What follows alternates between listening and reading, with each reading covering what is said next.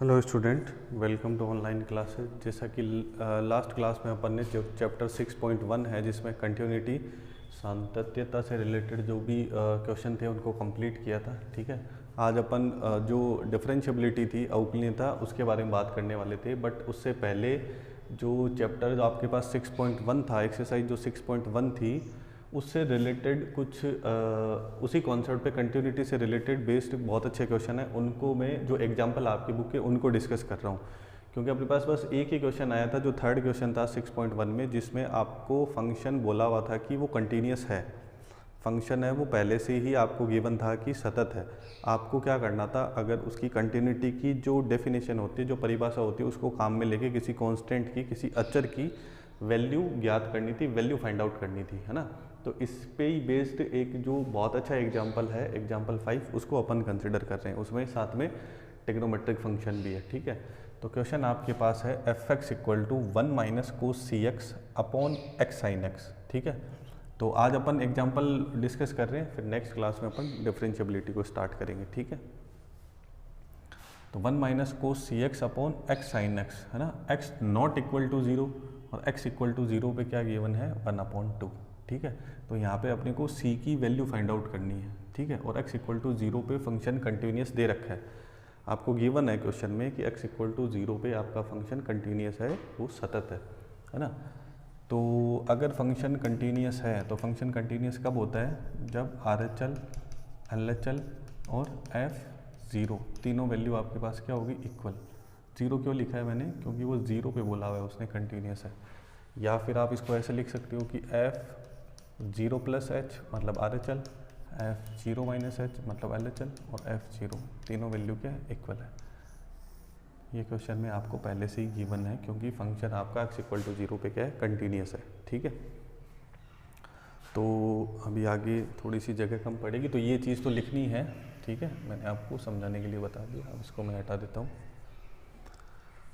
अपन केवल RHL को calculate कर लेते हैं। आपको याद है मैंने क्वेश्चन में आपको बताया था, क्योंकि RHL मतलब 0 से ज़्यादा के लिए और 0 से कम के लिए, it means not equal to 0 पे सेम ही फंक्शन डिफाइन है। तो अलग अलग RHL और LHL निकालने की ज़रूरत वहाँ पे नहीं है। ठीक है, तो RHL से काम हो जाएगा, और RHL को मैं x इक्वल टू 0 है मतलब F0 1/2 के इक्वल कर दूंगा, तो c की वैल्यू इजीली आ जाएगा। आप चाहो तो LHL को और F0 को इक्वल कर दो तो भी वैल्यू आ जाएगी। अब आपको पूरा कैलकुलेट करना है तो उसमें आपका टाइम वेस्ट होगा। ठीक है, पूरा तब कैलकुलेट करना है जब ये 6 मार्क्स का आता है, तो वो तो मेरे को लगता नहीं आएगा। क्या इतने जो साल हो गए उसमें इस टाइप का क्वेश्चन कभी 6 मार्क्स का नहीं पूछा हुआ है। ठीक है, अगर इन केस गलती से इस टाइप का क्वेश्चन है वो 6 मार्क्स में आता है, तो मैं आपको सजेस्ट करूंगा आप RHL भी कैलकुलेट करो, LHL भी करो और F0 भी करो, फिर RHL, LHL और F0 को कैलकुलेट करके इक्वल करो। तो इस क्वेश्चन के पैटर्न के हिसाब से RHL और LHL क्या आएगा, सेम ही आएगा।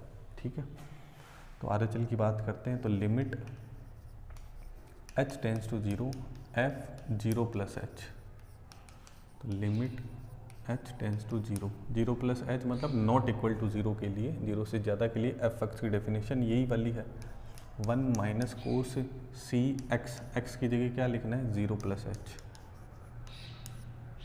अपॉन एक्स साइन एक्स है, तो क्या होगा 0 plus h into sine 0 plus h. ठीक है, तो ये बन जाएगा कुछ limit h tends to 0 1 minus cos, अब ये तो 0 है तो c को h से करेंगे तो 1 माइनस कोस सी एच बन जाएगा upon h sine h. Clear है इतना। ठीक है, अभी अपन डायरेक्ट लिमिट पुट नहीं कर सकते। अगर आप डायरेक्ट लिमिट पुट करोगे तो h की लिमिट जैसे 0 पुट करोगे तो 1 माइनस कोस 0 बनेगा। कोस 0 की वैल्यू कितनी होती है, 1, 1 माइनस 1 क्या हो जाएगा, 0। न्यूमरेटर में अंश में क्या आ जाएगा, 0, और यहाँ पे लिमिट पुट करोगे तो 0 इंटू साइन 0, तो क्या बनेगा, फाइनली 0 ही बनेगा। तो ऊपर भी 0 नीचे भी 0, है ना, तो इनडिटरमिनेट फॉर्म बन जाएगी, अनिर्धारित रूप। तो वो तो एक्सेप्ट करना नहीं है, मैंने आपको पहले ही बताया था। तो अब यहाँ पर ट्रिग्नोमेट्री वाली बात याद करो, मैं आपको हमेशा बोलता हूँ ट्रिग्नोमेट्री में। ठीक है, 11th में भी जब अपन ने पढ़ाई की थी, ठीक है, तो 11th की भी ट्रिग्नोमेट्री ऑलमोस्ट कंप्लीट हो चुकी है। ठीक है, तो वो भी प्लेलिस्ट में जाके आप चेकआउट कर सकते हो अगर आप भूल गए हो कुछ। ठीक है, जो भी फॉर्मूले थे, तो 1 और कोस के लिए मैं हमेशा यही बोलता था कि 1 और कोस कभी भी साथ में नहीं रहेगा। 99.99% अपन क्या करते हैं, उसको रिमूव करते हैं। तो 1 माइनस कोस सी एच को अपन रिमूव करेंगे। ठीक है, रिमूव करने के बाद जो रिजल्ट आएगा उसके ऊपर बाद में काम करेंगे। और रही बात यहाँ पे साइन के लिए, तो अपन ने स्टार्टिंग में मैंने जब इंट्रोडक्शन वीडियो बनाया था तब आपको फॉर्मूला बताया था कि लिमिट, ये 11th का भी है, 11th में भी आपने पढ़ा था, limit h tends to 0 sine h upon h की वैल्यू कितनी होती है अपने पास 1, है ना। अपन इसको डीएल रूल से करके भी देख सकते हैं, ठीक है। तो यहाँ पे आपको h साइनस दिख रहा है, तो इसको थोड़ा सा इजीएस्ट फॉर्म में बनाने के लिए मैंने क्या किया, यहाँ पे h से डिवाइड कर दिया डिनोमिनेटर में और h से क्या कर दिया multiply. Limit h tends to 0 है, तो ये साइन h अपॉन h ये वाला जो पार्ट है वो कितना हो जाएगा 1 हो जाएगा, क्योंकि limit h tends to 0 sine h upon h क्या होगा 1, तो ये 1 हो जाएगा। तो क्या रहेगा h इंटू h स्क्वायर, ठीक है। अब साथ में मैं क्या कर रहा हूँ, लिमिट h टेंस टू 0, तो ये वाला पार्ट इसकी वैल्यू तो क्या हो जाएगी 1, ठीक है। और 1 और कोस को रिमूव करेंगे, 1 माइनस कोस एक्स क्या होता है 2 को 1 माइनस है तो क्या आएगा 2 sine square x by 2, 1 minus cos x क्या होता है 2 साइन स्क्वायर एक्स बाई 2। अब यहाँ पे 1 माइनस कोस सी एच है तो क्या आएगा 2 sine square c h by 2, ठीक है। अपॉन, अपॉन में जो चीज़ बनी थी डिवाइड में साइन एच अपॉन एच तो 1 हो गया, ठीक है। तो एच इंटू एच क्या आया एच स्क्वायर, ठीक है। अब ये भी साइन है, जैसे ये डिनोमिनेटर में साइन था तो साइन एच अपॉन एच किया तो वैल्यू 1 हो गई, बट यहाँ पे साइन सी एच अपॉन 2 है और साथ में उसका स्क्वायर भी है। अगर यहाँ पे इस जैसा फॉर्मेट बनाना है तो सी एच बाई 2 चाहिए मुझे, ठीक है। इतनी चीज़ समझ में आ रही है। अब आगे अपन काम करते हैं, देखो इसको 1 को तो मैं हटाता हूँ। अब limit h tends to 0 2 upon h square, ये 2 लिख दिया मैंने एज इट इज़ लिख दिया, एच स्क्वायर लिख दिया। अब यहाँ पे क्या है साइन सी एच अपॉन 2 का स्क्वायर है, ठीक है। तो यहाँ पे मैंने लिख दिया साइन सी एच अपॉन 2 का स्क्वायर, ठीक है। अब इतना गेप किस लिए रखा है वो मैं समझाता हूँ। तो जब अपन साइन एच अपॉन एच और लिमिट h टेंस टू 0 की वैल्यू 1 होती है, अच्छा कई स्टूडेंट ऐसे ही लिख देते हैं साइन h अपॉन h 1 होता है, वो तभी होता है जब लिमिट h टेंस टू 0 1 होता है, ठीक है। और कई तो h से h ही कैंसिल कर देते हैं, तो उनका तो फिर कुछ कहना ही क्या है, ऐसे फालतू चीज़ें नहीं करनी है ना। तो अब इससे मैं ये समझा रहा था कि भाई लिमिट h टेंस टू 0 है और साइन h अपॉन h की वैल्यू क्या हो रही है 1 हो रही है, साइन h अपॉन h की वैल्यू क्या हो रही है 1 हो रही है। तो यही मैं अप्लाई करूँ यहाँ पे कि अगर यहाँ पे क्या है सी एच अपॉन 2 है ना, सी एच अपॉन 2 है, अगर डिवाइड में भी सी एच अपॉन 2 आ जाए तो इसकी भी वैल्यू डेफिनेटली क्या होगी 1 ही होगी, क्योंकि एच तो न्यूमरेटर में ही है। अब इस बात को समझो कि जब लिमिट एच टेंस टू 0 है, ठीक है ना, तो सी एच टेंस टू भी करेंगे तो वो भी क्या रहेगा 0 ही रहेगा, और c h upon 2 tends to करेंगे तो भी वो क्या रहेगा 0 ही रहेगा। तो वो तो वर्क कर ही रहा है, ठीक है। तो इसी तरीके से इसी कॉन्सेप्ट को काम में लेके अपन इसमें सी एच अपॉन 2 का मल्टीप्लाई और डिवाइड करते हैं स्क्वायर के अंदर ही, ठीक है ना। बुक में ये सब स्टेप नहीं लिखे हुए तो आप देख के कंफ्यूज हो गए, इससे अच्छा मैं आपको बता देता हूँ। साइन सी एच अपॉन 2 है ना, तो मैंने क्या किया सी एच अपॉन 2 से डिवाइड कर दिया और सी एच अपॉन 2 से मल्टीप्लाई कर दिया स्क्वायर के अंदर ही, ठीक है। देखो 2 मैंने लिखा एच स्क्वायर लिखा, sine square c h by 2 था तो उसको मैंने लिख दिया होल स्क्वायर, तो सी एच बाई 2 से मैंने क्या कर दिया डिवाइड और सी एच बाई 2 से मैंने क्या कर दिया मल्टीप्लाई। कर सकते हैं ऐसे। अब ये जो पूरा पैटर्न बना है sine c h upon 2 upon c h upon 2, तो इसकी वैल्यू क्या हो जाएगी 1, ठीक है, फॉर्मूला बन जाएगा अपने पास। अब आगे क्या आता है देखो, लिमिट h टेंस टू 0, ये 2 as it is h square as it is, इस पूरी की वैल्यू क्या हो गई 1, ठीक है। 1 इंटू सी एच बाई 2 तो सी एच बाई 2 ही रहेगा, फिर केवल सी एच बाई 2 है उसका क्या है स्क्वायर है, तो सी एच बाई 2 का स्क्वायर करेंगे तो क्या आएगा सी स्क्वायर एच स्क्वायर, और 2 का स्क्वायर करेंगे तो क्या आएगा 4, ठीक है। अब ये 4 को मैं नीचे ट्रांसफ़र कर देता हूँ तो ये 4 आ गए यहाँ पे, मल्टीप्लाई में क्या रह जाएगा सी स्क्वायर एच स्क्वायर। क्लियर है इतनी चीज़, ठीक है। अब 2 और 4 को अपन कैंसिल करेंगे तो ये कैंसिल होकर कितना आ जाएगा 2, और एच स्क्वायर को एच स्क्वायर से कर देंगे कैंसिल। इसीलिए मैं बोला था अगर गलती से डिनोमिनेटर में एच किसी क्वेश्चन में आता है तो आपको लास्ट टाइम तक उसको सॉल्व करना पड़ेगा, फिर लिमिट पुट करनी है। इतना करने के बाद में भी अगर आप लिमिट पुट कर देते हो, एच स्क्वायर को कैंसिल नहीं करते हो, तो फिर ऊपर 0 नीचे 0, फिर इनडिटर्मिनेट फॉर्म रहेगा। तो इसलिए एच को लास्ट तक लेके जाना है, फिर भी कोई सॉल्यूशन नहीं बनता है तो लिमिट पुट करनी है, ठीक है। तो h स्क्वायर कैंसिल हो जाएगा, तो फाइनली आपके पास क्या आएगा, c²/2, ठीक है। तो RHL की वैल्यू c²/2 आई है, और सेम इसी तरीके से अगर आप LHL कैलकुलेट करोगे तो उसकी भी वैल्यू आपको c²/2 ही मिलने वाली है, ठीक है। तो अभी अपन ने देखा था कि फंक्शन अपने को कंटिन्यूस दे रखा है, तो वहाँ पे RHL, LHL और F0 तीनों की वैल्यू क्या होगी, सेम, ठीक है। आप लिख सकते हो सिमिलर अगर आप कैलकुलेट करोगे किसको, LHL को, तो वो भी आपको क्या मिलेगा, c²/2 ही मिलेगा, ठीक है।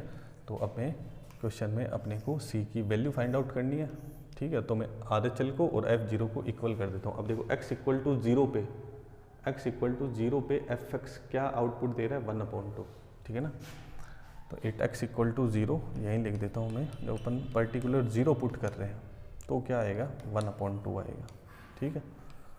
तो मैं RHL को और F0 को इक्वल कर देता हूँ, ठीक है, क्योंकि फंक्शन तो कंटिन्यूस है ही है, पहले से ही दे रखा है। अपने को तो c की वैल्यू बनानी है, RHL की वैल्यू है c²/2 और F0 की वैल्यू है 1/2, 2 से 2 कैंसिल हो जाएगा, तो c² की वैल्यू आएगी 1, और c² की वैल्यू 1 है तो 1 का रूट निकालेंगे तो c की वैल्यू आएगी +-1।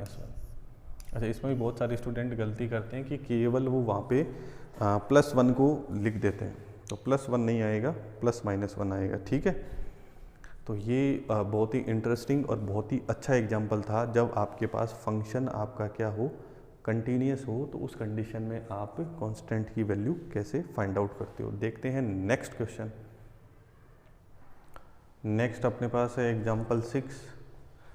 ये भी बहुत अच्छा एग्जाम्पल है। यहाँ पे बोला हुआ है कि इंटरवल 4 से 6 में, जिसमें आपको बड़ा ब्रैकेट दे रखा है, मतलब क्लोज इंटरवल दे रखा है, उसमें बोला हुआ है कि फंक्शन आपका क्या है, कंटिन्यूस है, सतत है, ठीक है।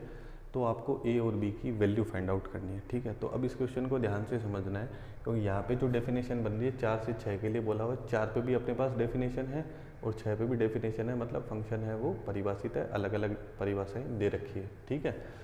4 से 6 में है, मतलब उसके बीच में हर कोई पॉइंट आएगा, उन सब पे क्या होगा, ये कंटिन्यूस होगा, ठीक है। तो 4 पे भी बात करेंगे और 6 पे भी। अगर 4 पे कंटिन्यूस है तो 4 के लिए मतलब 4 + h, 4 - h और 4, वो तीनों चीज़ें इक्वल होगी, ठीक है। और 6 पे भी दे रखा है तो 6 + h, 6 - h और 6, उस पर भी क्या होगा, ये तीनों चीज़ें सेम होगी तो कंटिन्यूस होगा, ठीक है। इन तीनों चीज़ों को जब अपन कंपेयर करेंगे, देखो यहाँ पे वेरिएबल मतलब जिनकी वैल्यू अपने को निकालनी है वो कौन है, a और b, 2 वेरिएबल है। अब आपको ये समझना है कि जब 2 वेरिएबल की वैल्यू आपको निकालनी है तो आपके पास 2 कंडीशन बननी चाहिए, जैसे यहाँ पे बन रही है। एक तो 4 पे भी क्या होगा, सतत होगा, और 6 पे भी क्या होगा, सतत होगा, कंटिन्यूस होगा, ठीक है।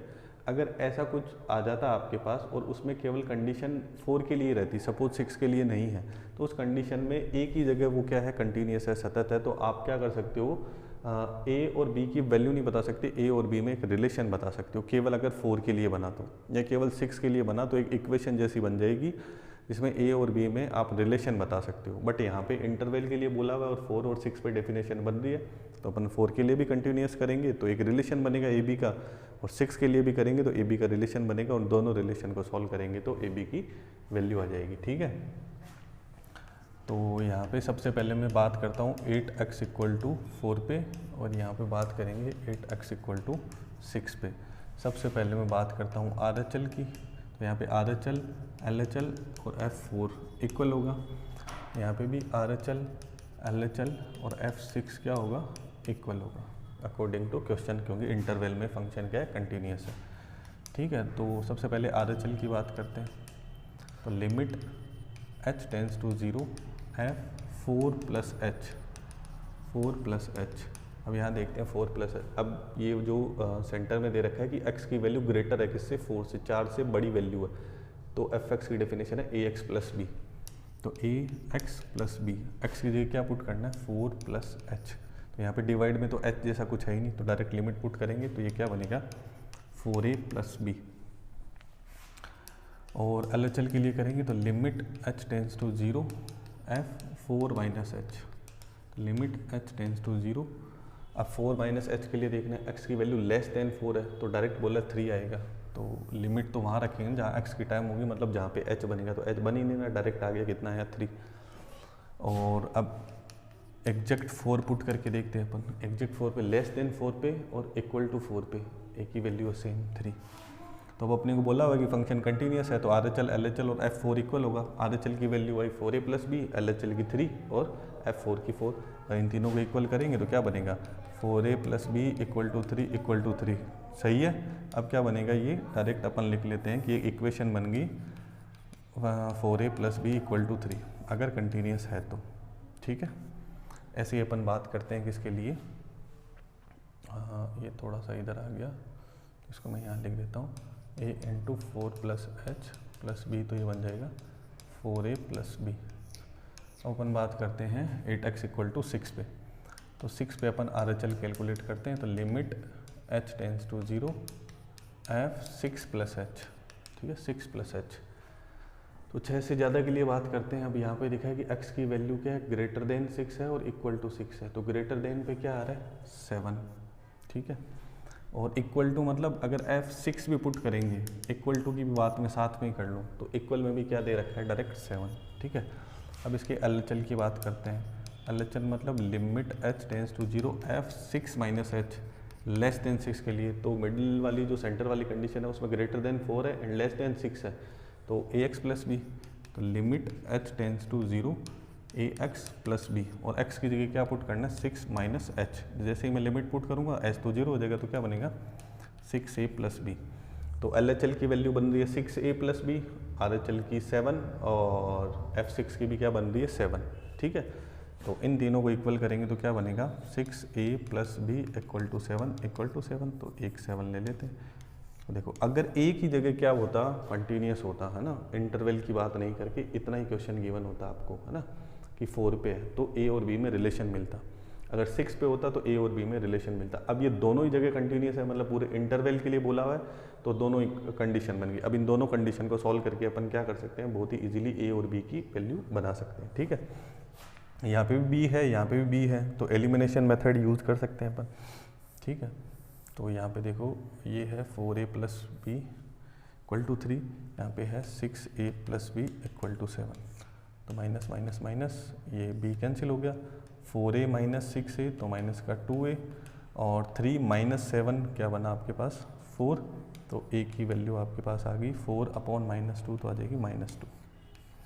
a की वैल्यू -2 यहाँ पुट कर दूंगा, तो ये हो जाएगा -12 + b = 7। तो b की वैल्यू आ जाएगी 7 + 12, तो b की वैल्यू आपको मिल जाएगी 19।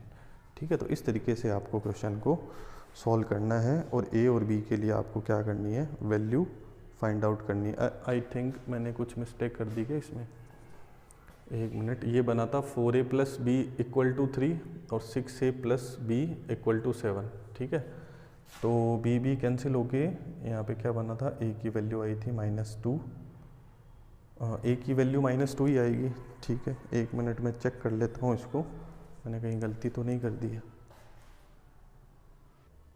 हाँ सॉरी, मैंने यहाँ पे मिस्टेक कर दी थी। जब अपन ने माइनस किया था तो 4a - 6a -2 आया, b कैंसिल हो गया, एंड 3 - 7 हुआ तो -4 आएगा। ठीक है, तो माइनस माइनस कैंसिल हो के a की वैल्यू 2 मिलेगी।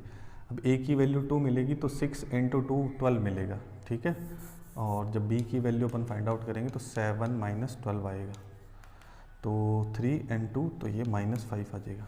ठीक है, a की वैल्यू आ जाएगी 2 और b की वैल्यू आ जाएगी -5। ये थोड़ा सा जल्दी में मिस्टेक हो गई। ठीक है, अब देखते हैं एक और एग्जांपल जो मोड से रिलेटेड है। ठीक है,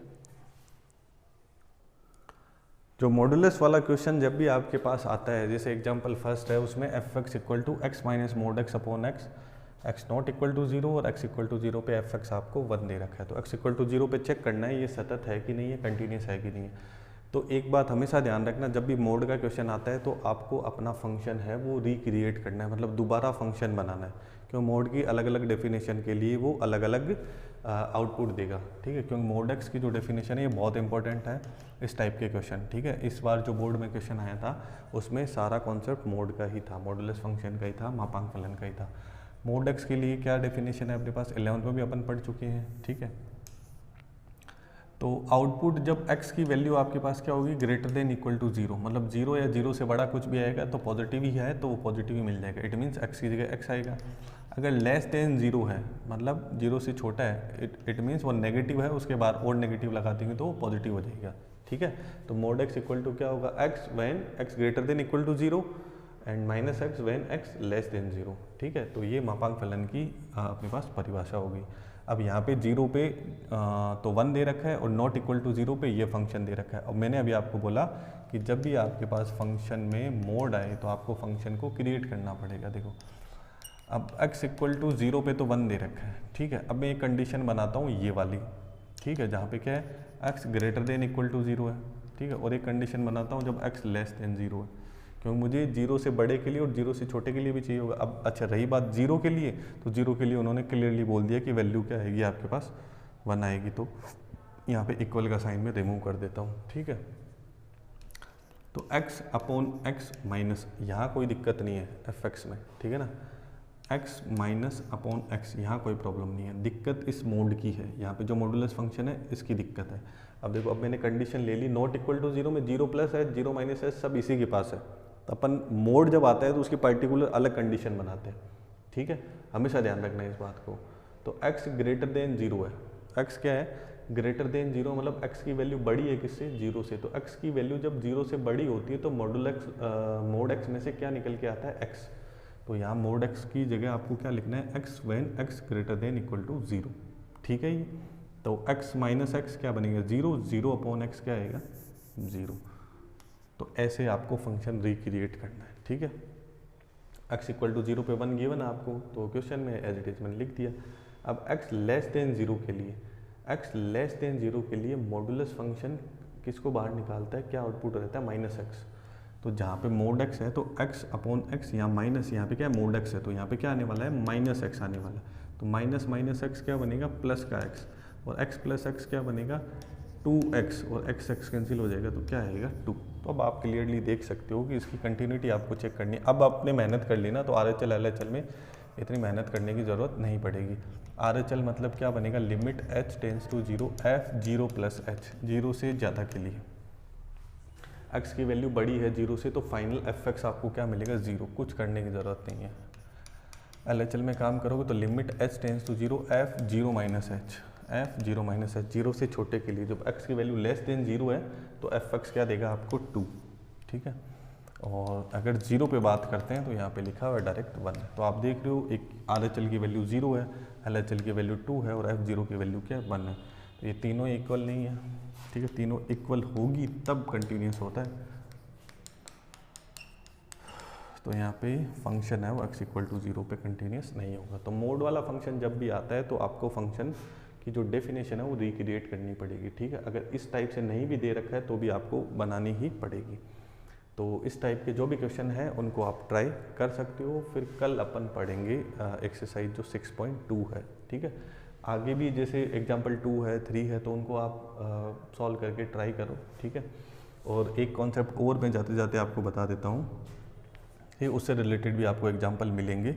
तो कभी और अपन जैसे आगे क्वेश्चन करेंगे तो उसमें भी आपको देखने को मिलेगा, तो और उसके ऊपर एग्जाम्पल के ऊपर एक क्लास और अपन रिकॉर्ड कर लेंगे। ठीक है, तो ई का कॉन्सेप्ट जब भी क्वेश्चन में दिखता है लाइक ई की पावर x माइनस 1 अपॉन ऐसा कुछ भी, ई की पावर x प्लस 1 या लिमिट x टेंस टू 0, ऐसा अगर कुछ दिख रहा है आपको, ठीक है, अगर न्यूमरेटर और डिनोमिनेटर में पावर में x भी हो सकता है और 1 अपॉन x भी हो सकता है ना, तो इस टाइप का अगर कुछ दिखता है जिसमें न्यूमरेटर और डिनोमिनेटर में अंश और हर में दोनों में आपको क्या दिख रहा है, ई की पावर दिख रही है, तो उनमें उनका सॉल्यूशन बनाने के लिए आपको क्या करना है, न्यूमरेटर और डिनोमिनेटर दोनों में से क्या करना है, ई की पावर को कॉमन लेना है। कब लेना है, जब आप इसमें लिमिट पुट करो और लिमिट पुट करने के बाद में आपको इनडिटर्मिनेंट फॉर्म मिले। ठीक है, इनडिटर्मिनेंट फॉर्म मिलने का मतलब जैसे सपोज ई की पावर x है, x की लिमिट 0 है तो ई की पावर 0, ई तो एक नंबर है 2.7 है ना, तो यहाँ पे आपने लिमिट पुट की तो किसी की भी पावर 0, केवल 0 को छोड़ के 0 की पावर 0 है वो इनडिटर्मिनेंट फॉर्म है, इसका पता नहीं क्या आएगा। बाकी अगर 1 की पावर 2 की पावर किसी की पावर 0 लगाई तो आंसर क्या आएगा आपके पास 1 ही आएगा हमेशा। ठीक है, तो e की पावर 0 की बात करें तो e की पावर 0 की वैल्यू 1 होगी, तो 1 - 1 0। और यहाँ पे अगर अपन बात करें तो e की पावर x है, और यहाँ पे अगर आप लिमिट पुट कर रहे हो तो e की पावर 0 बनेगा, तो 1 1 + 1, तो ये क्या है 0/2। तो यहाँ पे ये सब करने की ज़रूरत नहीं है, 0/2 बना तो वो तो 0 बन गया, कोई दिक्कत ही नहीं है उसमें। अगर आप डायरेक्ट लिमिट पुट करो, इस टाइप का कॉन्सेप्ट हो जिसमें न्यूमरेटर में भी e की पावर हो, अंश में भी हो और हर में भी हो, डिनोमिनेटर में भी हो, तो उस कंडीशन में आपको क्या करना है, डिनोमिनेटर से और न्यूमरेटर से, मतलब अंश और हर दोनों में से क्या करना है, e की वो पावर को कॉमन निकाल के उसको कैंसिल करना है लिमिट पुट करने के पहले। और लिमिट पुट करने के बाद में आप ये चीज़ नोटिस करोगे कि लिमिट पुट करने के बाद में उसमें इनडिटर्मिनेट फॉर्म बन रही है, अनिर्धारीय रूप बन रहा है, मतलब 0/0 जैसा कुछ बन रहा है, या इनफाइनाइट जैसा कुछ बन रहा है। तो अगर वैसा कुछ बनता है तो आपको ये कॉन्सेप्ट अप्लाई करना है, अगर नहीं बनता है तो देन आप उसको सॉल्व कर ही सकते हो, तो उसमें तो कुछ प्रॉब्लम ही नहीं आएगी। तो ये ई की पावर वाले जो क्वेश्चन बनेंगे उसमें आपको ये चीज़ ध्यान रखनी है, ठीक है। तो आज के लिए यार बस इतना ही, ठीक है। क्लास थोड़ा सा हो सकता है कि अगर और अपन ज़्यादा डिस्कशन करेंगे तो थोड़ी सी बड़ी हो जाएगी, आप लोग बोर नहीं हो, ठीक है। अभी तक अगर वीडियो देख रहे हो तो यार वीडियो कर दो लाइक, चैनल को कर लो सब्सक्राइब, अपने दोस्तों के साथ कर दो शेयर। सोशल मीडियाज़ के मेरी वेबसाइट का और अनअकैडमी की प्रोफाइल का लिंक आपको डिस्क्रिप्शन में मिल जाएगा, तो वहाँ पे अनअकैडमी पे आप मेरे को फॉलो कर सकते हो, फ्री लाइव क्लासेज अटेंड कर सकते हो, ठीक है। तो बस आज के लिए इतना ही, मिलते हैं नेक्स्ट क्लास में। Thank you so much.